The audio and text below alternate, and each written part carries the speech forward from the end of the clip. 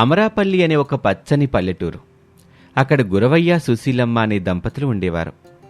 వారి కొడుకు రమేష్కి పట్నం అమ్మాయి అనామికతో పెళ్లి జరిగింది.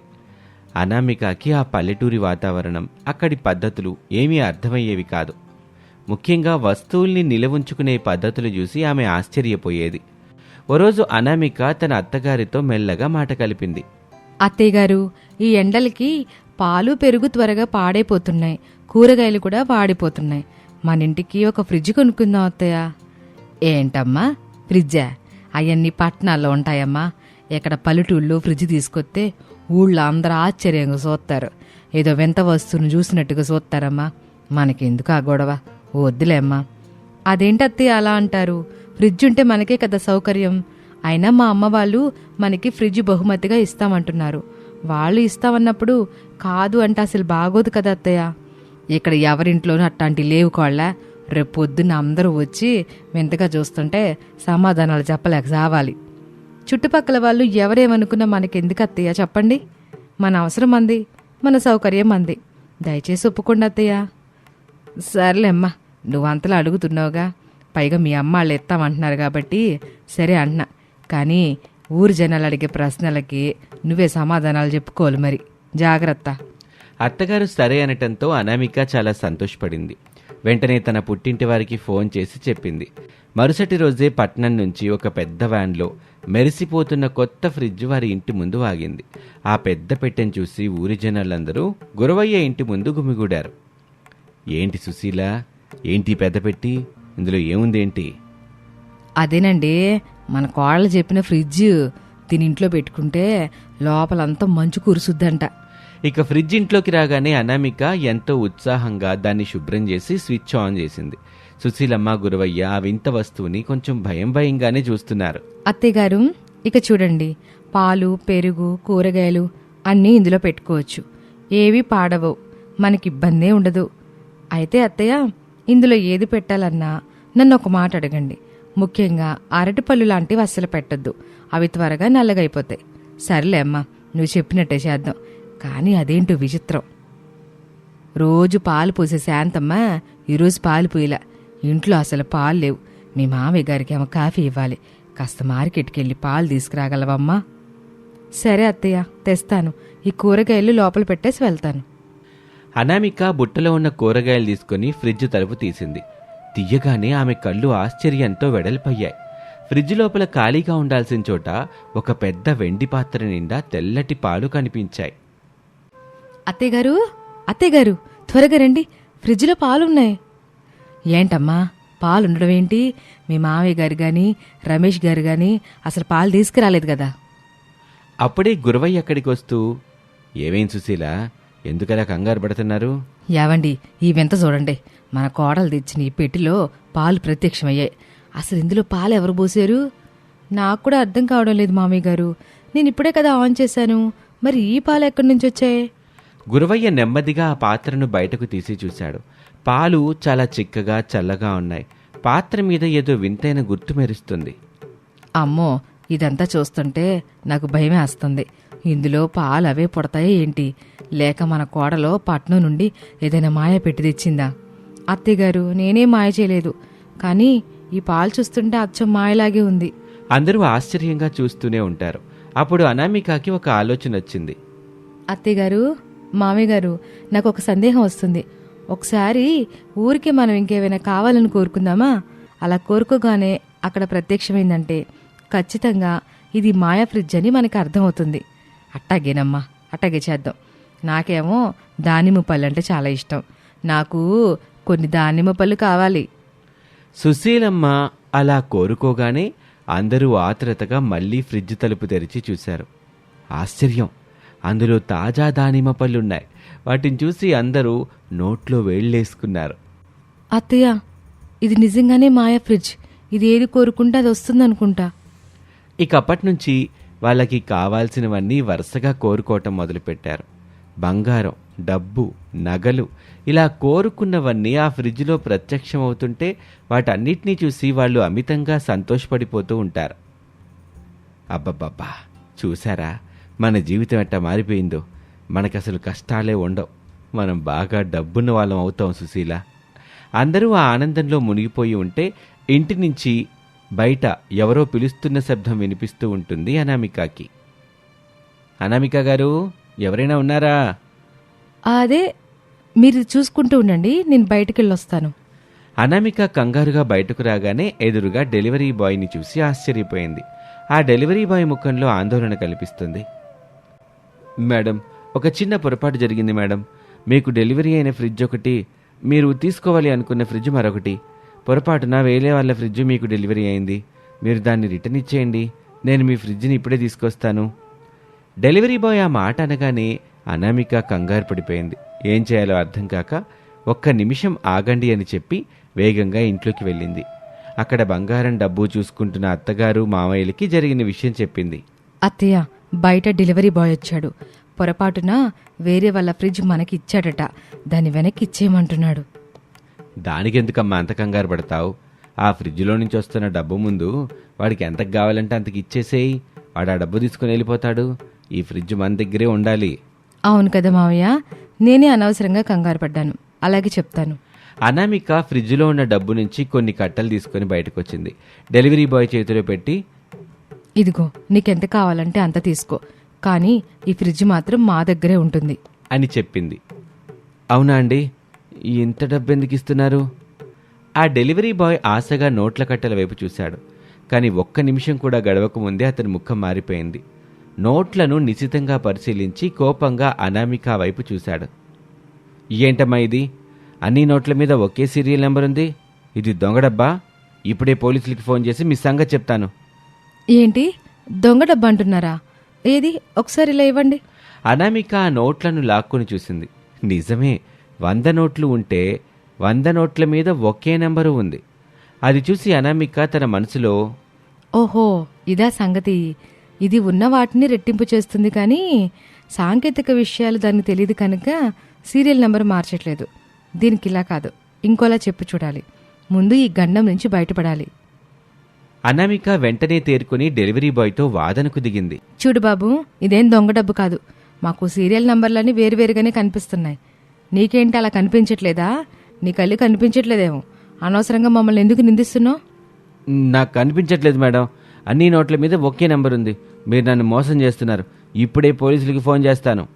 అతని అరుపులు విని సుశీలమ్మ కంగారుగా బయటకొచ్చింది. అనామిక సైగ చేస్తూ అత్తగారికి జరిగిన విషయం అర్థమయ్యేలా గట్టిగా చెప్పింది. ఇక ఆ సైగను గ్రహించిన సుశీలమ్మ డెలివరీ బాయ్కి తెలియకుండా ఆ డబ్బు కట్టను తీసుకొని లోపల ఉన్న గురవయ్యకిచ్చి మార్చమని చెప్పింది. ఓ మాయా ఫ్రిడ్జు, నువ్వు అన్ని నోట్ల మీద ఒకే నెంబర్ ఇచ్చావు. అలా కాకుండా ఒక్కో దాని మీద ఒక్కొక్క సీరియల్ నెంబర్ ఉండేలా మార్చివ్వు. మాయా ఫ్రిడ్జ్ వెంటనే స్పందించింది. నోట్లన్నీ వేరువేరు సీరియల్ నెంబర్లతో ప్రత్యక్షం చేసింది. అది చూసి గురవయ్య సంతోషంతో ఆ కట్టను పట్టుకుని బయటకొచ్చి అనామికకి ఇచ్చాడు. ఇదిగో చూడు బాబు, నీకే కళ్ళు సరిగా కనిపిస్తున్నాయో లేదో. ఇప్పుడు చూడు, సీరియల్ నెంబర్లన్నీ వేరువేరుగానే ఉన్నాయి. ఇందాకేదో కంగారులో నువ్వు అలా అనుకుని ఉంటావు అంతే. అవును మేడం, నిజమే. అన్ని నెంబర్లు వేరువేరుగానే ఉన్నాయి. క్షమించండి మేడం, నేనేదో కంగారు పడి పొరపాటు పడ్డాను. నా కళ్ళకే ఏదో అయ్యుంటుంది అని చెప్పి డబ్బు తీసుకొని అక్కడి నుంచి వెళ్ళిపోతాడు డెలివరీ బాయ్. అతను వెళ్ళిపోయిన తర్వాత అనామిక, సుశీలమ్మ, గురవయ్య ముగ్గురు కలిసి ఫ్రిడ్జ్ ఇచ్చిన బంగారం, నగలు, డబ్బు అంతా సర్దుకొని ఒక సురక్షితమైన చోట దాచుకున్నారు. ఇక రమేష్ రాక కోసం ఎదురు చూస్తూ ఆ ఆనందంలో మునిగిపోయారు. కానీ అదే సమయంలో వేరే చోట అసలు కథ నడుస్తుంది. ఇక డెలివరీ బాయ్ నేరుగా కమలా రవి దగ్గరికి వెళ్ళి జరిగిన విషయం చెప్పాడు.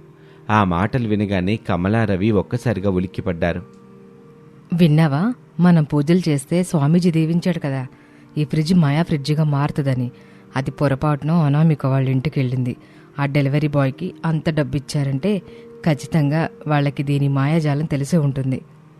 అవును కమల, ఈ డెలివరీ బాయ్తో కంపెనీ వాళ్ళతో గొడవ పడితే లాభం లేదు. మనం నేరుగా అనామిక వాళ్ళ దగ్గరికి వెళ్ళి గట్టిగా నిలదీద్దాం. వాళ్ళు డెలివరీ బాయ్తో చెప్పి తమకొచ్చిన సాధారణ ఫ్రిడ్జ్ని ఇంట్లో పెట్టించుకొని వెంటనే అనామిక ఇంటికి బయలుదేరారు. అక్కడికి వెళ్ళి పెద్దగా కేకలు వేశారు. ఆ అరుపులు విని లోపల ఉన్న ముగ్గురు రమేష్ వచ్చాడేమో అనుకుంటూ బయటకొచ్చారు. ఏంటి కమలక్క, రవి గారు ఇలా వచ్చారు? ఏదైనా అవసరమా? ఎందుకలా అరుస్తున్నారు? చాలా ముఖ్యమైన పని ఉందమ్మా. మా ఇంటికి రావాల్సిన మాయా ఫ్రిడ్జ్ పొరపాటున మీ ఇంటికి వచ్చింది. దాన్ని మాకు ఇచ్చేయండి ఆ మాట వినగానే అనామిక, సుశీలమ్మ, గురవయ్య ముగ్గురు ఒక్కసారిగా నిశ్చేష్టులైపోయారు. ఒకరి ముఖం ఒకరు చూసుకున్నారు. అయ్యో, వీళ్ళకి ఈ ఫ్రిడ్జ్ గురించి అప్పుడే తెలిసిపోయిందా? అసలు ఇది నిజంగా వాళ్ళదేనా, లేక ఏదో మాయ చేసి మమ్మల్ని భయపెడుతున్నారా? అదేంటమ్మా మాయా ఫ్రిడ్జ్ ఏంటి? ఇది మా కోడలో పుట్టింటి నుంచి తెచ్చుకున్న ఫ్రిడ్జ్ అమ్మా. మీది కాకపోతే డెలివరీ బాయ్ మా ఇంట్లో ఎందుకు పెడతాడు? ఆ అబద్ధాలు మా దగ్గర ఆడకండి సుశీలమ్మ గారు. మాకు ఆ స్వామీజీ ముందే చెప్పారు, ఈ ఫ్రిడ్జ్ ఇచ్చే బంగారం డబ్బు మాకు చెందాలి. మర్యాదగా ఇస్తారా, లేక ఊళ్ళో అందరినీ పిలవమంటారా? అనామిక లోపల భయపడుతున్నా పైకి మాత్రం ధైర్యంగా కనిపిస్తుంది. ఆ ఫ్రిడ్జ్లో ఉన్న బంగారం డబ్బు ఇప్పటికే తమ దగ్గర ఉన్నాయి. ఇప్పుడవి తిరిగి ఇచ్చేయాలా, లేక ఈ ఫ్రిడ్జ్ మాయాజాలం గురించి వాళ్ళకి ఇంకేమైనా అబద్ధం చెప్పాలా అని ఆలోచిస్తూ ఉంటుంది. ఇంతలో రమేష్ అక్కడికి వచ్చాడు. జరిగిన విషయం అంతా విని రమేష్ చాలా ప్రశాంతంగా ఆలోచించాడు. సరే అయితే ఇప్పుడేమైంది? అది మాయా ఫ్రిడ్జే కదా, అందులో ఏమీ తరిగిపోదు, కరిగిపోదు. ఎవరేమడిగినా అది ఇస్తుంది కదా. అలాంటప్పుడు మీరిద్దరూ అందులో నుంచి వచ్చే వాటిని సమానంగా పంచుకోవచ్చుగా. ఫ్రిడ్జ్ ఎవరింట్లో ఉన్నా ఇబ్బంది ఉండదు కదా. కానీ రమేష్ మాటలకి ఎవరూ ఒప్పుకోలేదు. అనామిక, సుశీలమ్మ, గురవయ్యలకు ఆ ఫ్రిడ్జ్ వదులుకోవటం ఇష్టం లేదు. అటు కమలా, రవిలకి అసలు వీళ్ళతో పంచుకోవటం కూడా ఇష్టం లేదు. రమేష్, అసలు వీళ్ళతో మాటలేంటి?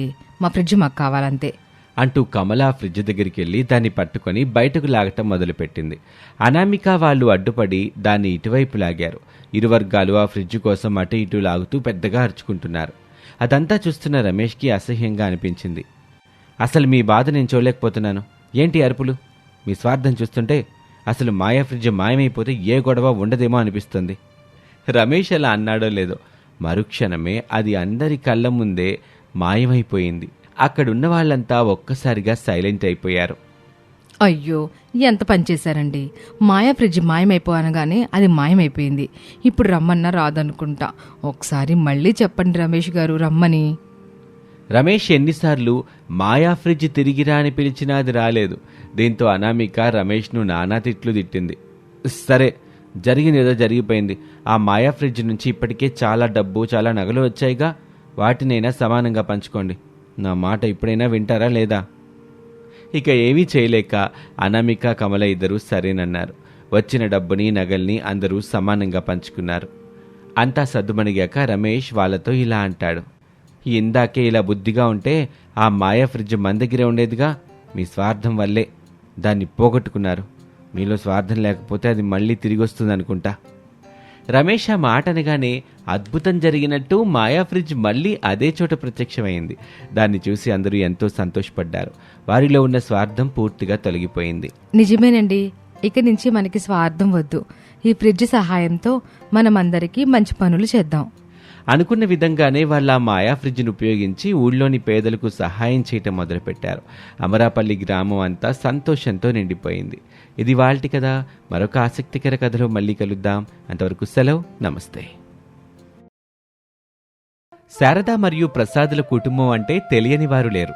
ఎందుకంటే వారు ఆ ఊరికే మోతుబరులు, ఎంతో ధనవంతులు. ప్రసాద్కి ఎంతో సౌమ్యుడు అనే పేరుంటే ఆయన భార్య శారదకు మాత్రం అహంకారి, గయ్యాలి అనే పేరుంది. డబ్బుందనే గర్వం ఆమె నరానా జీర్ణించుకుపోయింది. వారి ఏకైక కొడుకు రమేష్. రమేష్కి పేద కుటుంబానికి చెందిన అనామిక అనే అమ్మాయితో వివాహం జరుగుతుంది. అనామిక చాలా అమాయకురాలు, కానీ ఎంతో తెలివైంది. కోడలు పేద ఇంటి నుండి రావటాన్ని శారద ఏమాత్రం జీర్ణించుకోలేకపోతుంది. అడుగడుగునా ఆమెను అవమానిస్తూనే ఉంటుంది. ఓ రోజు ఉదయం హాల్లో శారద, ప్రసాదు కూర్చొని మాట్లాడుకుంటున్నారు. ఏవండి, నా మాట కొంచెం ఏనండి. ఈ ఇంట్లో నా పరువు రోజు రోజుకు పోతుంది. ఊర్లో నాకున్న స్థాయి ఏంటి, నాకున్న నగలేంటి, నాకున్న హోదా ఏంటి? నా కోడలుగా ఒక మహారాణి లాంటి అమ్మాయి వతదనుకుంటే దరిద్ర దేవత లాంటి ఈ అనామికని తీసుకొచ్చి నా నెత్తిని రుద్దారు. ఆ అమ్మాయి కట్టుకునే చీరలను చూస్తుంటే నాకే అసహ్యం వేస్తుంది. కనీసం మెళ్ళలో వేసుకోవడానికి ఓ పావల ఎత్తు బంగారం కూడా తీసుకురాలేదు. దీనికి తోడు వంట చేయడం కూడా రాదంట.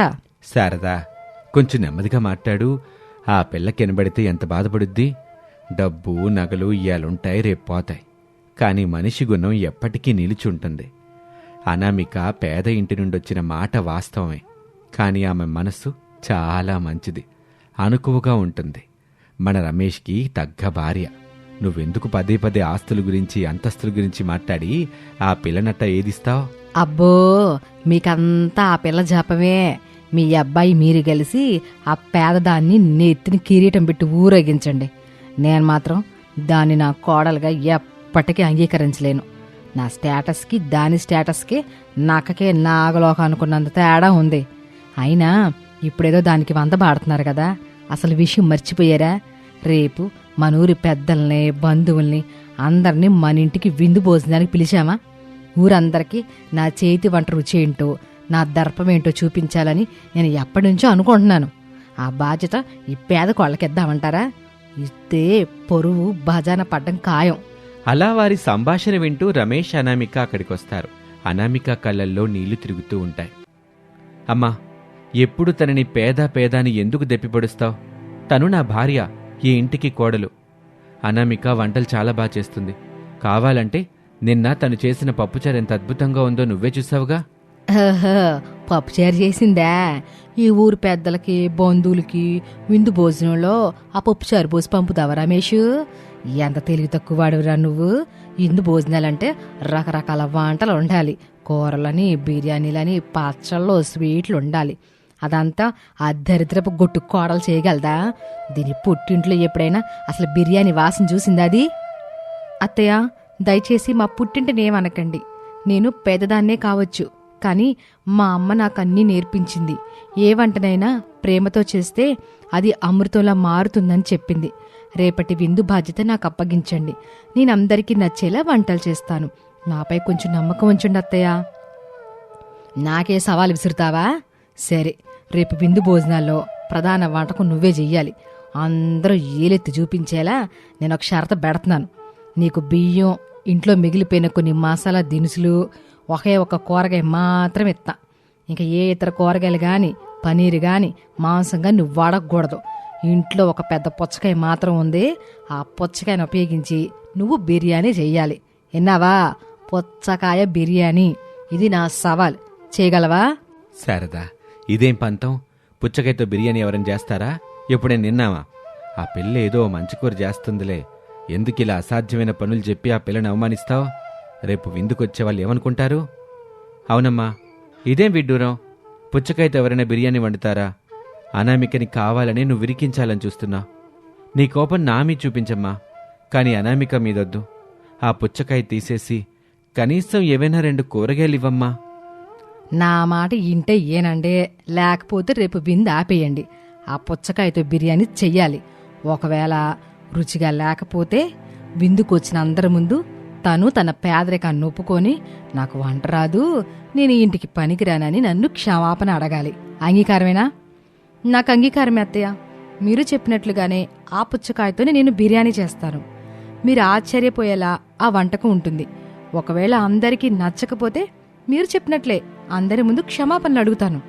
అప్పుడు అనామిక ధైర్యంగా సవాలు స్వీకరించటం చూసి ప్రసాదు, రమేషు ఆశ్చర్యపోతారు. శారద మాత్రం మనసులో కుళ్ళుకుంటూ అనామిక ఓడిపోవడం ఖాయమని సంబరపడుతుంది. మరుసటి రోజు ఉదయం వంటగదిలో అనామిక చకచకా పనులు మొదలు పెడుతుంది. రమేష్ ఆమెకు సాయంగా వస్తాడు. అనామిక, నిజంగా పుచ్చకాయతో బిర్యానీ ఎలా చేస్తావు? నాకు చాలా భయంగా ఉంది. మా అమ్మ కావాలనే నిన్నందరి ముందు అవమానించడానికి ఈ ప్లాన్ వేసింది. అందులోనూ అది పండు పుచ్చకాయ. దాంతో స్వీట్ చేయొచ్చు, కానీ బిర్యానీ ఏంటి? అందులో మసాలాలు వేస్తే టేస్ట్ అంతా పాడైపోతుంది కదా. మీరేం కంగారు పడకండి. మా ఊర్లో ఒకసారి ఇలాగే ఏ కూరగాయలు లేనప్పుడు నేను ఒక ప్రయోగం చేశాను. ఇది కూడా అలాగే చేస్తానండి. వంట చేయడం అంటే కేవలం పదార్థాలను కలపడం కాదు, ఏ పదార్థం దేనితో ఎలా కలుస్తుందో తెలుసుకోవటం. మీరు కొంచెం ఉల్లిపాయలు కట్ చేసి ఇవ్వండి, మిగతాదంతా నేను చూసుకుంటాను. అయినా నా బుర్రకేమీ తట్టట్లేదు అనామిక. అసలు ఈ పుచ్చకాయ బిర్యానీ ప్రాసెస్ ఏంటో నాకు కొంచెం చెప్పు. చాలా సింపుల్ అండి. ముందుగా ఈ పెద్ద పుచ్చకాయని పైన ఒక చిన్న మూతలాగా గుండ్రంగా కోస్తాను. లోపలున్న ఎర్రటి గుజ్జుని జాగ్రత్తగా చెంచాతో బయటికి తీసేస్తాను. కానీ పుచ్చకాయ లోపలి గోడలకి కొంచెం ఆ తీపి గుజ్జు అలాగే ఉండేలా చూసుకుంటాను.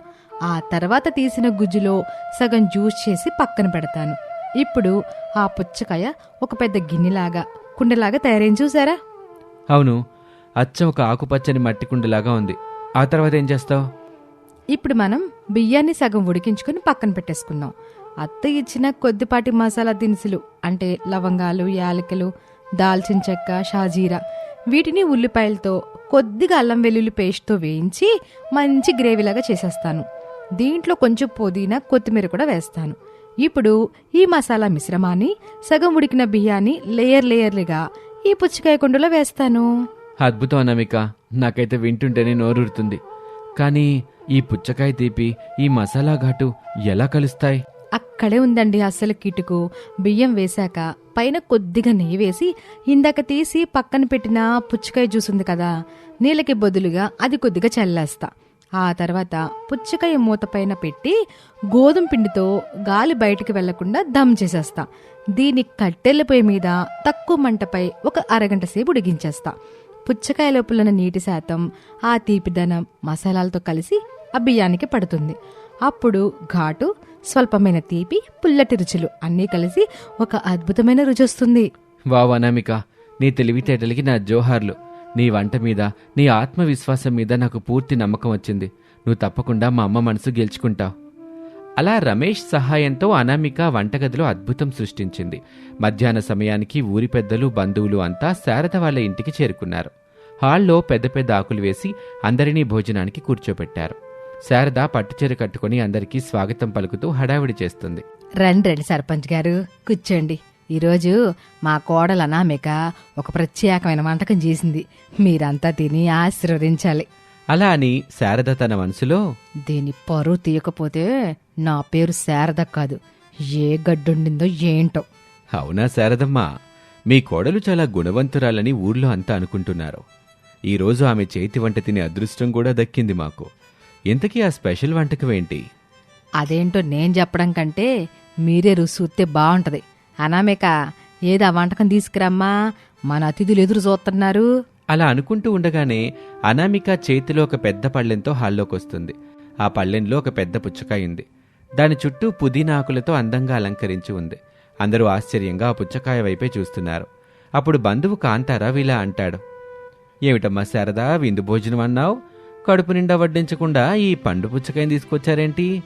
మేమేమైనా ఉపవాసాలు చేస్తున్నామా పళ్ళు తినటానికి? అదేం లేదులే కాంతారావు గారు, అది పండు కాదు. మా కోడలో దాన్ని ఒక వంటకంగా మార్చేసింది. కోళ్ళ, ఏది ఆ పుచ్చకాయ మూత తీసి అందరికి వడ్డిచ్చమ్మా. అలా అనగానే అనామిక చిరునవ్వుతో ఆ పుచ్చకాయకు ఉన్న గోధుమ పిండి దమ్ముని తీసి పైన ఉన్న మూతని తీస్తుంది. ఒక్కసారిగా అందులో నుంచి కుమకుమలాడే మసాలా వాసన, పుచ్చకాయ యొక్క కమ్మని సువాసన కలిసి హాల్ అంతా వ్యాపిస్తుంది. అక్కడున్న వారంతా ఆ సువాసనకు మంత్రముగ్ధులైపోతారు. అనామిక గరిటితో ఆ బిర్యానీని అందరికీ వడ్డిస్తుంది. అద్భుతం, మహాద్భుతం. నా జీవితంలో ఇటువంటి రుచికరమైన బిర్యానీ ఎప్పుడూ తినలేదు. మసాలా ఘాటుకి ఆ పుచ్చకాయ యొక్క స్వల్పమైన తీపితోడే రుచి అమృతంలా ఉంది. అమ్మా అనామిక, నీ చేతిలో ఏదో మాయుంది తల్లి. నిజమే సర్పంచ్ గారు, అసలు పుచ్చకాయతో బిర్యానీ చేయటం నేను నా జీవితంలో ఎప్పుడూ వినలేదు. ఎంత అద్భుతమైన ప్రయోగం అమ్మా. ఈ ఊరికే కాదు, ఏ 5 స్టార్ హోటల్లో కూడా ఇట్లాంటి రుచి దొరకదు. ప్రసాద్ గారు, మీ ఇంటికి సాక్షాత్తు అన్నపూర్ణమ్మ కోడలిగా వచ్చింది. మీరు చాలా అదృష్టవంతులు. అంతా దేవుడిదే కాంతారావు గారు.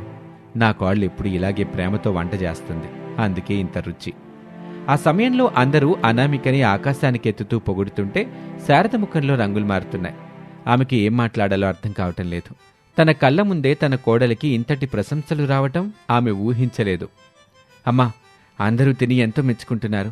నువ్వు కూడా ఒకసారి రుచి చూసి నీ సవాల్లో ఎవరు గెలిచారో ఎవరు ఓడారో నువ్వే నిర్ణయించు. అది వినగానే శారద లోపల ఉన్న ఈగోని అణుచుకుంటూ కొంచెం బిర్యానీ నోట్లో పెట్టుకుంటుంది.